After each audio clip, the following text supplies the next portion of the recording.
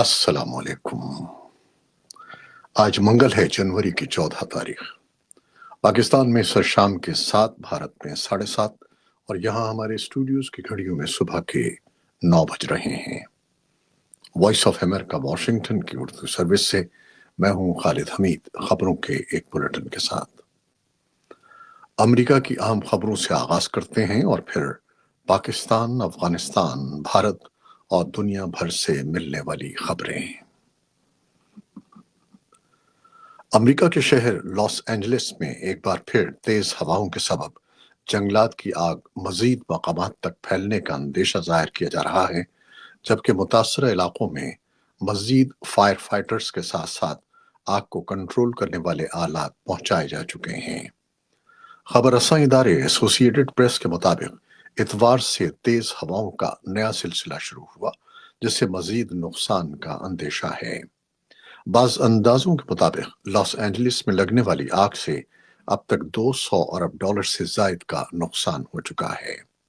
آگ کے سبب ہزاروں مکان جل کر راکھ ہو چکے ہیں، جبکہ حکام نے 24 افراد کی ہلاکت کی تصدیق کی ہے۔ البتہ اندیشہ ظاہر کیا جا رہا ہے کہ اموات کی تعداد بڑھ سکتی ہے۔ صدر جو بائیڈن نے اپنی حکومت کی خارجہ پالیسی کا دفاع کرتے ہوئے کہا ہے کہ 4 سال قبل کے مقابلے میں جب انہوں نے اقتدار سنبھالا تھا، امریکہ اب زیادہ مضبوط اور دشمن زیادہ کمزور ہے۔ بائیڈن آئندہ ہفتے اپنے عہدے سے سبکدوش ہو رہے ہیں۔ غزہ جنگ کا ذکر کرتے ہوئے صدر بائیڈن نے کہا کہ مذاکرات کار ایک معاہدے تک پہنچنے کے قریب ہیں، جس سے غزہ کی پٹی میں حماس کی قید میں موجود یرغمالی آزاد ہو جائیں گے۔ فلسطینی لوگ امن کے مستحق ہیں۔ افغان جنگ خاتمے کے انداز پر تنقید کے حوالے سے بائیڈن نے کہا کہ ناقدین کا کہنا تھا کہ اگر ہم نے جنگ ختم کی تو اس سے ہمارے اتحاد کو نقصان پہنچے گا اور افغانستان میں محفوظ پناہ گاہوں سے ہمارے وطن کو غیر ملکی دہشت گردی کے خطرات لاحق ہوں گے، لیکن ایسا کچھ بھی نہیں ہوا۔ تفصیلی رپورٹ کے لیے ہمارے سوشل میڈیا پلیٹ فارمز پر آئیے۔ کانگریس کو جاری کردہ ایک خصوصی رپورٹ میں وکیل جیک اسمتھ نے کہا کہ ان کے دفتر کے پاس کافی ثبوت موجود ہیں جو سن 2020 کے انتخابات میں اپنی شکست کو تبدیل کرنے کی کوششوں میں منتخب صدر ڈونلڈ ٹرمپ کے لیے سزا کو ممکن بنا سکتے ہیں۔ اسمتھ نے کہا کہ جب یہ واضح ہو گیا کہ وہ ہار چکے ہیں اور نتائج کو چیلنج کرنے کے قانونی طریقے ناکام ہو چکے ہیں، تو ٹرمپ نے اقتدار کو برقرار رکھنے کے لیے مجرمانہ کوششوں کا ایک سلسلہ شروع کیا۔ دوسری جانب ڈونلڈ ٹرمپ نے کسی بھی نوعیت کی غلط کارروائی سے بارہا انکار کیا ہے اور خصوصی مشیر کے کام کو سیاسی محرک قرار دیا ہے۔ انہوں نے منگل کو جاری ہونے والی رپورٹ کی ریلیز کا جواب اپنے ٹروتھ سوشل پلیٹ فارم پر ایک پوسٹ کے ساتھ دیا، جس میں اسمتھ پر تنقید کی گئی۔ سن 2024 کے انتخابات میں نائب صدر کاملا ہیرس کو شکست دینے کے بعد ٹرمپ اگلے ہفتے نئی مدت کے لیے آغاز کرنے والے ہیں۔ تفصیلی رپورٹ کے لیے ہمارے سوشل میڈیا پلیٹ فارمز پر آئیے۔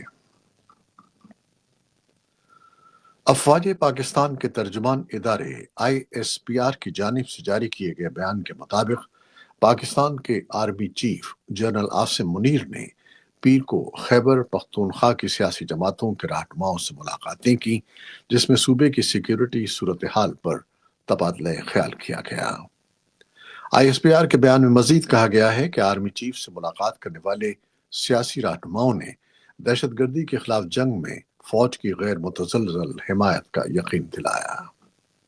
ایک اور خبر میں پاکستان میں ایک فوجی بیان میں پیر کو اطلاع دی گئی ہے کہ اس کی سیکیورٹی فورسز نے جنوب مغربی صوبے بلوچستان میں دہشت گردوں کے ٹھکانوں پر چھاپہ مار کر مبینہ 27 باغیوں کو اس کارروائی کے دوران ہلاک کر دیا، جسے انٹیلیجنس پر مبنی آپریشن سے تعبیر کیا گیا ہے۔ وائس آف امریکہ فوری طور پر آزاد ذرائع سے سرکاری دعووں کی تصدیق نہیں کر سکا ہے اور نہ ہی بلوچ عسکریت پسندوں نے اس پر کوئی تبصرہ کیا ہے۔ بھارت کے وزیر اعظم نے پیر کو کشمیر کے متنازع خطے کے شمال مشرق میں ایک سرنگ کا افتتاح کیا جو ہر موسم سرما میں بھاری برفباری سے دوسرے علاقوں سے الگ تھلگ ہو جانے والے علاقے لداخ تک رسائی کا ذریعہ ہوگی۔ خبر رساں ادارے ایسوسی ایٹڈ پریس کے مطابق جب مودی سرنگ کا افتتاح کرنے آئے تو اس موقع پر سخت سیکیورٹی کا انتظام کیا گیا تھا۔ افتتاحی تقریب کے بعد وزیر اعظم مودی نے ایک عوامی جلسے سے بھی خطاب کیا۔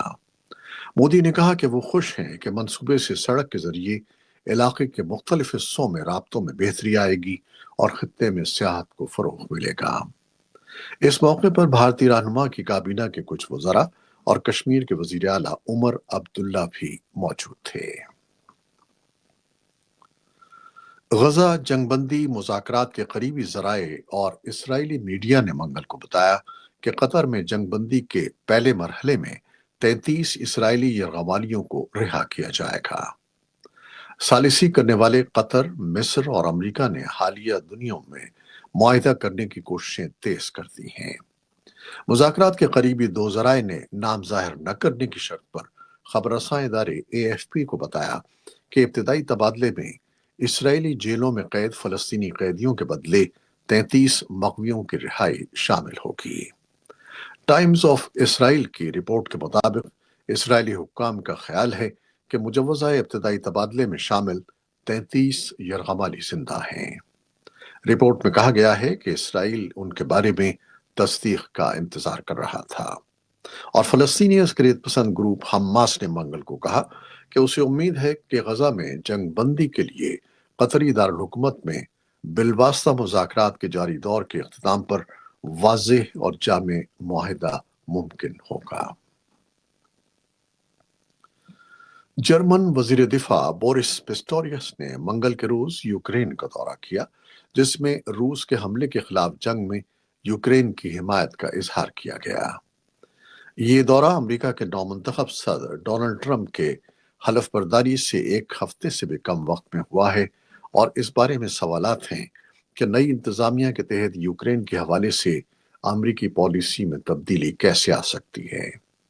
دوسری جانب متعدد روسی علاقوں کے حکام نے منگل کو کہا کہ ان کے علاقے یوکرین کے بڑے ڈرون حملوں کی زد میں آئے ہیں، جن سے گورنر رومن بیزارگن کے مطابق پڑوسی شہروں ساراتوف اور اینگلس میں 2 صنعتی اداروں کو نقصان پہنچا ہے، اور یوکرین کی فوج نے منگل کو کہا کہ اس نے 80 ڈرونز میں سے 58 کو تباہ کر دیا، جنہیں روسی افواج نے 11 مختلف علاقوں کو نشانہ بنانے کے لیے استعمال کیا تھا۔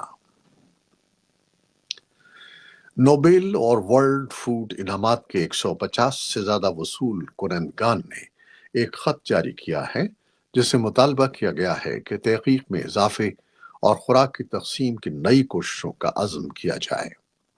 اس کا مقصد مزید فصلیں پیدا کرنا اور آنے والی دہائیوں میں بھوک کے عالمی بحران سے بچنا ہے۔ یہ خط منگل کو جاری کیا گیا۔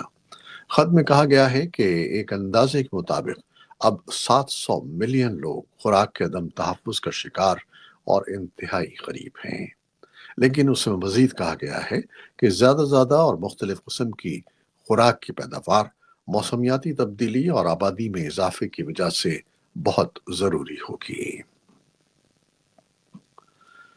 کیلیفورنیا کے شہر لاس اینجلس اور اس کے آس پاس جنگلات کی آگ کی وجہ سے انٹرٹینمنٹ کی دنیا میں کئی پروجیکٹس اور ایوارڈ شوز تاخیر کا شکار ہو گئے ہیں۔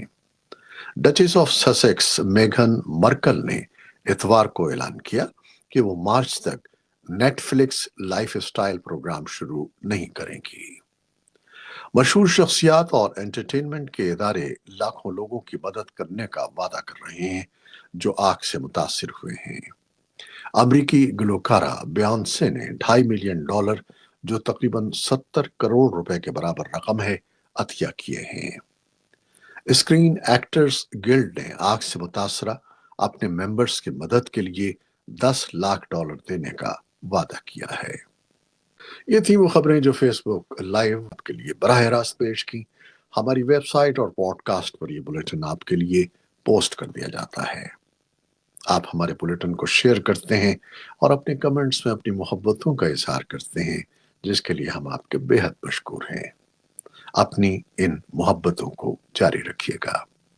نیوز پروڈیوسر عائشہ عرفان اور نیوز ایڈیٹر بہجت جیلانی کے ساتھ خالد حمید کو اب اجازت دیجیے گا۔ اللہ حافظ۔